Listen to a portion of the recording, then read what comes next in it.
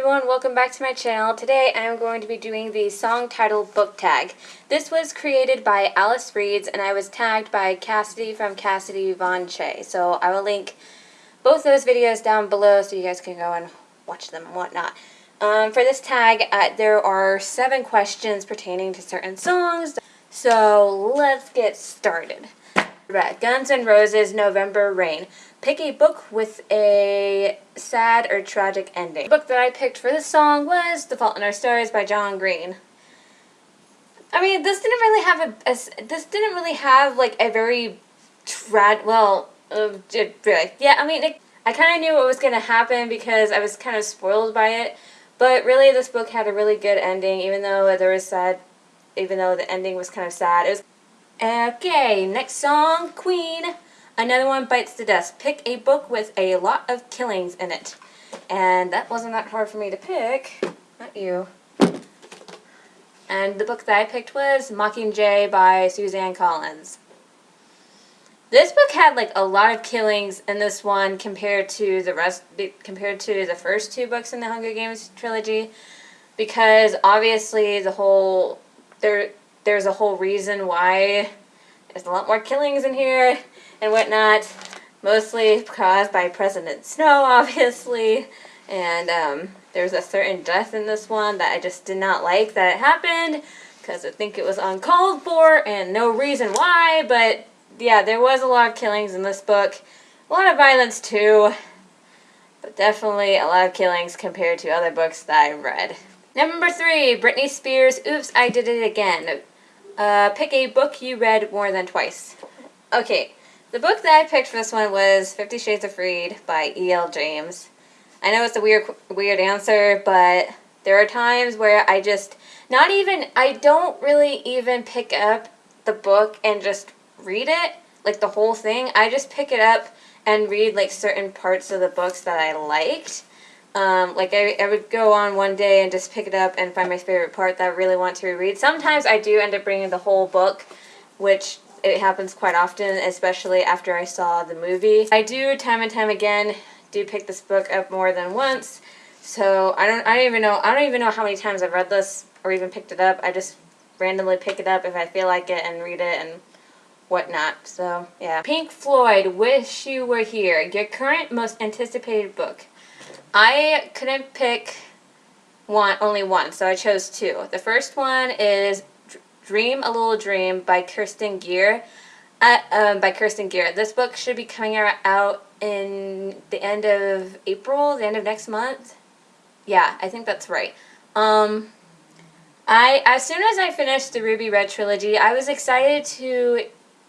wanted to read more by Kirsten Gier because I really loved her writing and I loved how she recreated the Ruby Red trilogy and that world and the characters and whatnot. And so as soon as I finished with Emerald Green, I noticed that there was a chapter, the first chapter of her new book that was going to be released in April. So I read that chapter and I was so excited. That just got me giddy. I was so excited to read at least the first chapter of the book, and yeah, I can't wait to see what's more in store of this new trilogy that Kirsten Gier is going to be writing. And Dream a Little Dream is the first book to the Silver Trilogy. So I'm not entirely sure of the plot either. I just kind of skimmed through the first chapter because I didn't really have that much time reading it. So, but I'm really excited for that. And then the second book, I am so excited because the cover to this book was released and it is beautiful. Beautiful. Like, ridiculously pretty compared to the rest of my favorite series, and that's saying something because I love the series of the author that I'm going to say, and it is Soundless by Rochelle Mead. This is going to be Rochelle Mead's first standalone book, which is kind of, I mean, I've seen a Q&A that she had recently when she's doing the Ruby Red tour, and she said that Soundless was a hard book for her to write because this is her first standalone. So I'm really excited to see how she has this twist on this book. It's her like I said, it's her first standalone book, and it involves Chinese folklore, which I'm really, really excited about because I want to see how she does, how she, I want to see how she, creates this world or whatnot. I want to see how Michelle Mead takes this twist on it, and I'm pretty sure she'll do it justice because I love the Vampire Academy series, and I love the Vampire Academy series, I love the Bloodline series, and I just can't wait to read or get my hands on this book. Soundless, that's pretty much all I know what the book is about. Soundless is just involving Chinese mythology, like Chinese folklore, basically. And from what I can tell you, because what I can tell you about the plot of this book without entirely butchering it, because I don't really know the plot that much, but it's about a girl who can't really who can't hear anything. Like, Rochelle basically said that, it's based in a village in some mountain or whatever, and the protagonist to the book is a girl who is a part of a village, that people in that village can't hear anything. They mostly use drawings and art to communicate and whatnot. And one day, the main protagonist all of a sudden can hear things, like, for the first time ever. So that's kind of the rough patch of the synopsis or not. I don't really know entirely what's it about, but that's what she said in the Q&A when she was talking about her book. And I'm really, really excited for this book. I can't wait to get my hands on it. And this book is coming out November 17th, 2015. Ruby Circle was my top anticipated book, and now that's to get out of the way. And so now hearing that Rochelle Mead is having another book coming out and at the end of the year, I just can't wait to get them. Yeah, I just can't wait to read more by Rochelle Mead. Yeah, okay. Florence and the Machine, No Light, No Light. Pick a book that was just so bad you like to lock it away in a dark corner and never look at it ever again.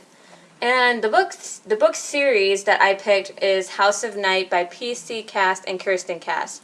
I totally did not like this series at all. I remember reading it in high school, and I only read the first 3 books in that series, and that series was just pissing me off. Like, every time I was picking, like, the first book was good. I liked the first book, but then in the middle, like, I'm pretty sure it was the first book. Like, towards the end of the first book, one of my favorite characters, something happened to one of my favorite characters that I liked so far in the first book, and that just totally ruined it for me. And then I wanted to know what happened more, and so I continue on with reading the second and third book, but I wasn't liking it at all. Even when I'm, like, scrolling through Book Outlet's page, I always see House of Night come up, and I always cringe, like, no, I'm not reading that book ever again. 6, Skylar Grey, Final Warning. Pick a book with a kick-ass protagonist you would not want to piss off. Okay. So this was not that hard for me. I tried really hard not to pick her, but I just can't go back, and I just can't pick another female character because she is such a badass character that you just do not want to piss off, and that's Rose Hathaway from the Vampire Academy series. Rose Hathaway is a very strong, compassionate, funny character.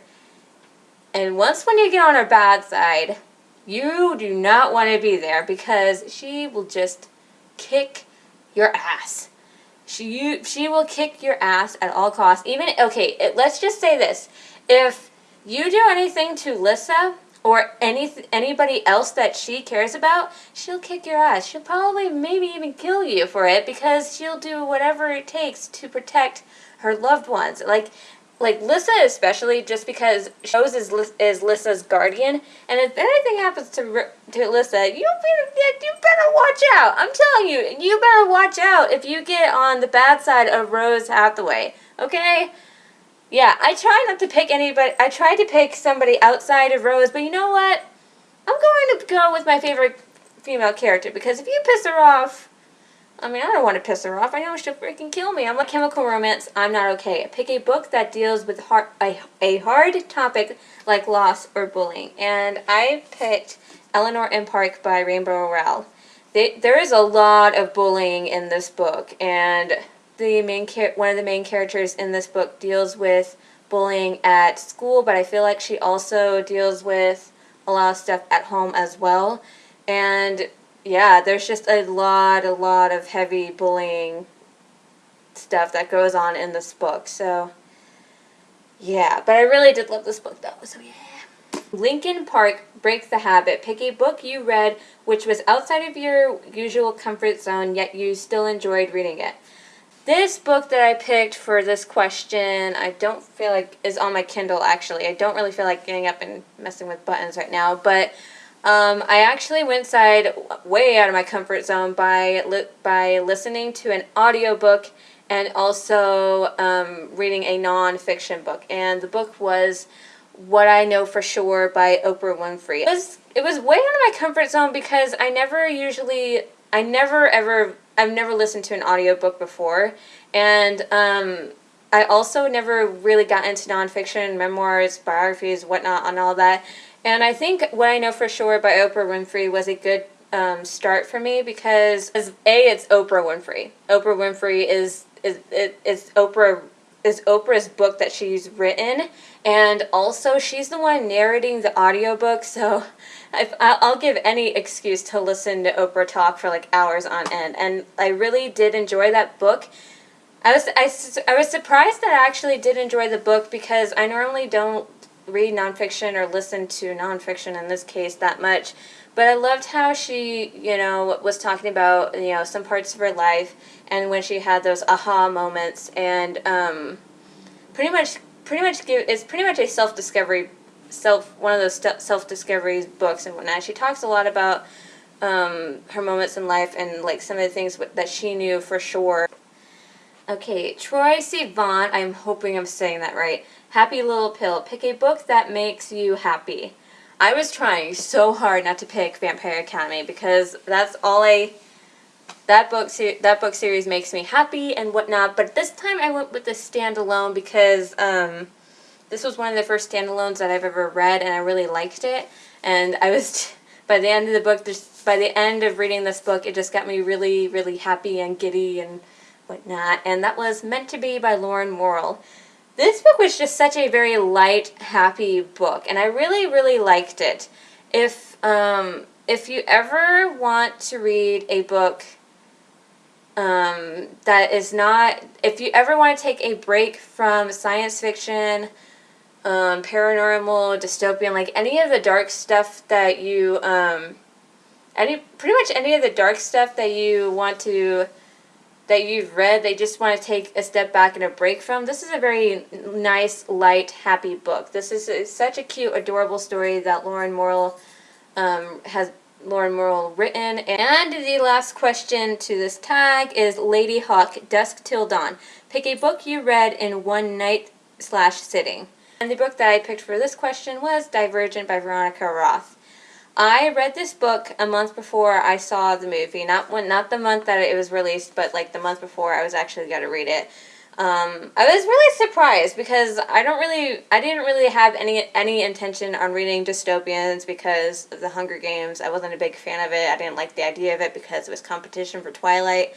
I kept on hearing things about Divergent, and it just kept popping up everywhere. I saw the trailers, and then I was looking at it in magazine, and I saw it. It was just kind of a surprise for me when I heard about it and watching the trailers and everything, and I actually had interest in wanting to read this book before I saw the movie, and I'm really glad I did because this book was just so amazing. I first started reading this early in the night when I started reading this book, and then by the time I almost got through the book, it was 3 o'clock in the morning, and I just had to read the last chapter early in the morning because I had a choir performance that day, and if you're a choir singer, and you don't get that much sleep, you gotta sound like crap the next day. So I at least had to get some sleep before my choir performance the next day. So I technically didn't finish it in one sitting, but I